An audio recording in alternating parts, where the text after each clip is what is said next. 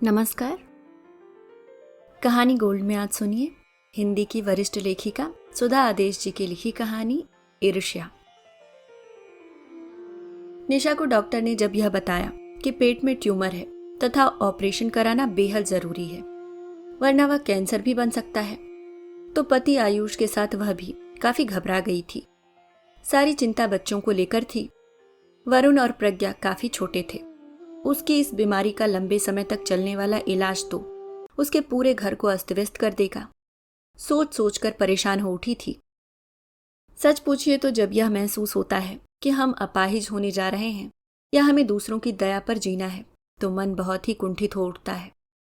परिवार में सास, ननद, देवर, जेठ सभी थे, पर एकाकी परिवारों में सबके सामने उस जैसी ही समस्या उपस्थित थी। कौन अपना घर परिवार छोड़कर इतने दिनों तक उसके घर को संभालेगा। अपने ऑपरेशन से भी अधिक निशा को अपने घर संसार की चिंता सता रही थी। यह भी अटल सत्य है कि पैर चाहे चिता में रखे हों, पर जब तक सांस है तब तक व्यक्ति सांसारिक चिंताओं से मुक्त नहीं हो पाता। आस पड़ोस के अलावा निशा ने अखबार में भी विज्ञापन देखने शुरू कर दिए तथा आवश्यकता है एक काम वाली की नामक विज्ञापन अपना पता देते हुए अखबार में प्रकाशित भी करवा दिया। विज्ञापन दिए अभी हफ्ता भी नहीं बीता था कि एक 21-22 साल की युवती घर का पता पूछते पूछते आई। उसने अपना परिचय देते हुए काम पर रखने की पेशकश की थी और अपने विषय में कुछ इस प्रकार बयां किया था। मेरा नाम प्रेमलता है, मैं बीए पास हूँ। 3 साल पहले मेरा विवाह हुआ था, पर पिछले साल मेरा पति एक दुर्घटना में मारा गया। संतान भी नहीं है। ससुराल वालों ने मुझे मनहूस समझकर घर से निकाल दिया है। परिवार में अन्य कोई न होने के कारण मुझे भाई के पास रहना पड़ रहा है, पर भाभी अब मेरी उपस्थिति सह नहीं पा रही हैं। वहां तिल तिल कर मरने की अपेक्षा मैं कहीं काम करना चाह रही हूँ। 1-2 स्कूलों में पढ़ाने के लिए अर्जी भी दी है, पर बात बनी नहीं। अब जब तक कोई अन्य काम नहीं मिल जाता, यही काम करके देख लूं सोचकर चली आई हूं। भाई के घर नहीं जाना चाहती। काम के साथ रहने के लिए घर का एक कोना भी दे दें तो मैं चुपचाप पड़ी रहूंगी। उसकी साफ गोई निशा को बहुत पसंद आई। उसने कुछ भी नहीं छिपाया था, रुक रुक कर खुद ही सारी बातें कह डाली थी। निशा को भी जरूरत थी तथा देखने में भी वह साफ सुथरी और सलीकेदार लग रही थी, अतः उसकी शर्तों पर निशा ने सहमति दे दी। निशा को जब महसूस हुआ कि अब इसके हाथों घर सौंपकर ऑपरेशन करवा सकती हूँ, तब उसने ऑपरेशन की तारीख ले ली। नियत तिथि पर ऑपरेशन हुआ और सफल भी रहा। सभी नाते रिश्तेदार आए और सलाह मशवरा देकर चले गए। प्रेमलता ने सब कुछ इतनी अच्छी तरह से संभाल लिया था कि किसी को उसने जरा भी शिकायत का मौका नहीं दिया। जाते जाते सब उसकी तारीफ ही करते गए। फिर भी कुछ ने यह कहकर नाराजगी जाहिर की कि ऐसे समय में भी तुमने हमें अपना नहीं समझा, बल्कि हमसे ज्यादा एक अजनबी पर भरोसा किया। वैसे भी आदरयुक्त, प्रिय और आत्मीय संबंध तो आपसी व्यवहार पर आधारित रहते हैं, पर परिवार में सबसे बड़ी होने के नाते किसी को भी खुद के लिए कष्ट उठाते देखना निशा के स्वभाव के विपरीत था। अतः अपनी तीमारदारी के लिए किसी को भी बुलाकर परेशान करना उसे उचित नहीं लगा। पर उसके आदरणीय ऐसी शिकायत करेंगे उसे आशा नहीं थी। शायद कमियां निकालना ही ऐसे लोगों की आदत बन गई है। शिकायत करने वाले यह भूल गए थे कि ऐसी स्थिति आने पर क्या वह सचमुच अपना घर छोड़कर महीने भर तक उसके घर को संभाल पाते, जबकि डॉक्टरों के मुताबिक उसे 6 महीने तक भारी सामान नहीं उठाना था, क्योंकि गर्भाशय में संक्रमण के कारण ट्यूमर के साथ गर्भाशय को भी निकालना पड़ गया था। ऐसे वक्त में लोगों की शिकायत सुनकर एकाएक ऐसा लगा कि वास्तव में रिश्तों में दूरी आती जा रही है। लोग करने की अपेक्षा दिखावा ज्यादा करने लगे हैं। सच, आज की दुनिया में कथनी और करनी में बहुत अंतर आ गया है। कार्य व्यस्तता या दूरी के कारण संबंधों में भी दूरी आई है, इसमें कोई संदेह नहीं है। अपने निकटस्थ रिश्तेदारों के व्यवहार से मन खट्टा हो गया था। प्रेमलता की उचित देखभाल ने निशा को घर के प्रति निश्चिंत कर दिया था। वरुण और प्रज्ञा भी उससे हिल गए थे।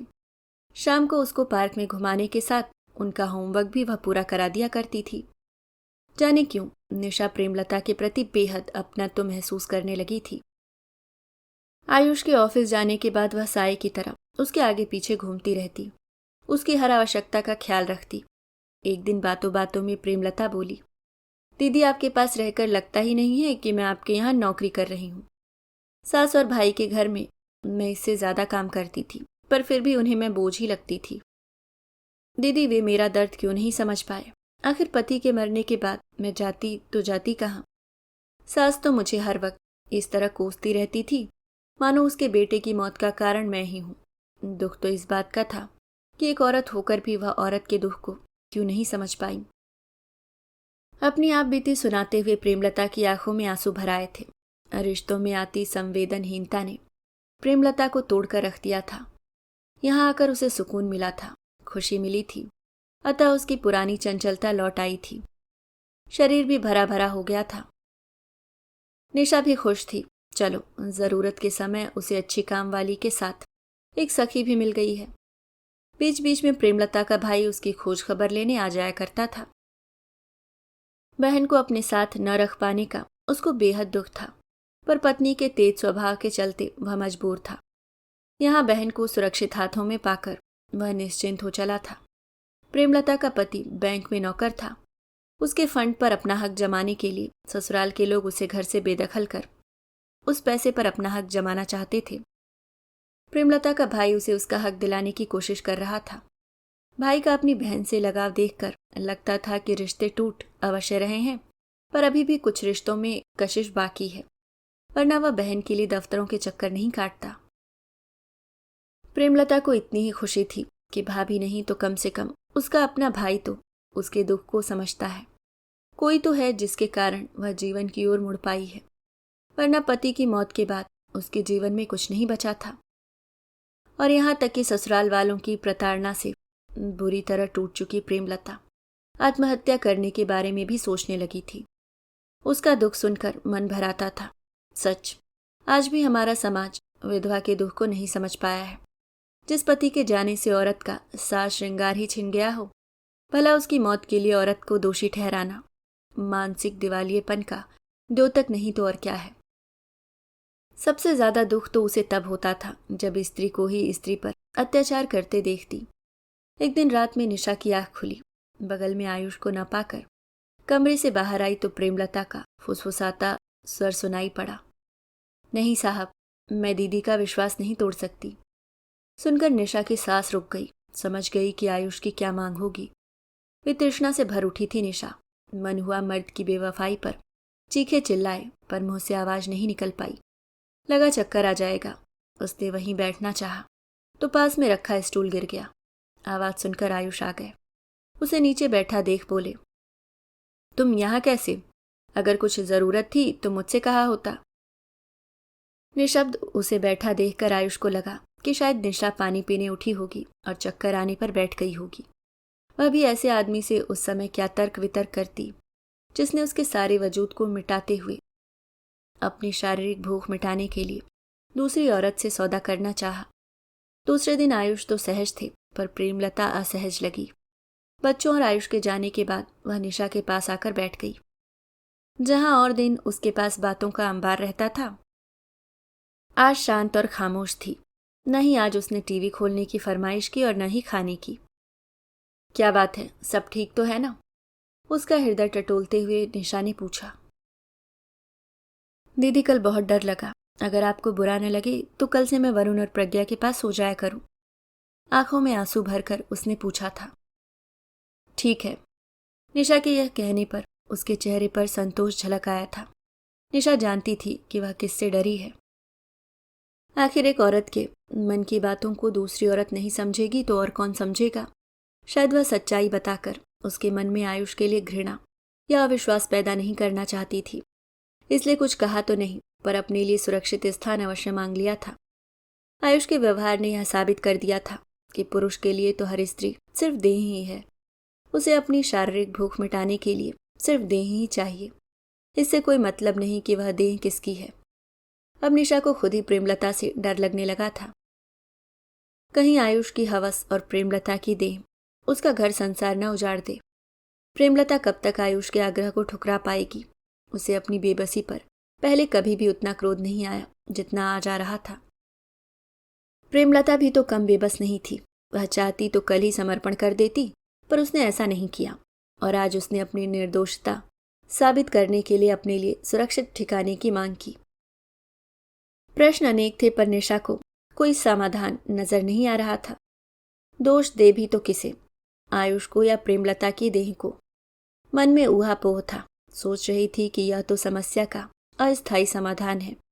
विकट समस्या तो तब पैदा होगी जब आयुष बच्चों के साथ प्रेमलता को सोता देखकर दिल मिलाएंगे या चोरी पकड़ी जाने से डर से कुंठित हो खुद से आंखें चुराने लगेंगे। दोनों ही स्थितियां खतरनाक है। निशा ने सोचा कि आयुष के आने पर प्रेमलता के सोने की व्यवस्था, बच्चों के कमरे में रहने की बात कह वह उनके मन की थाह लेने की कोशिश करेगी। पुरुष के कदम थोड़ी देर के लिए भले ही भटक जाएं, पर अगर पत्नी थोड़ा समझदारी से काम ले तो यह भटकन दूर हो सकती है। अभी तो उसे पूरी तरह से स्वस्थ होने में महीना भर और लगेगा।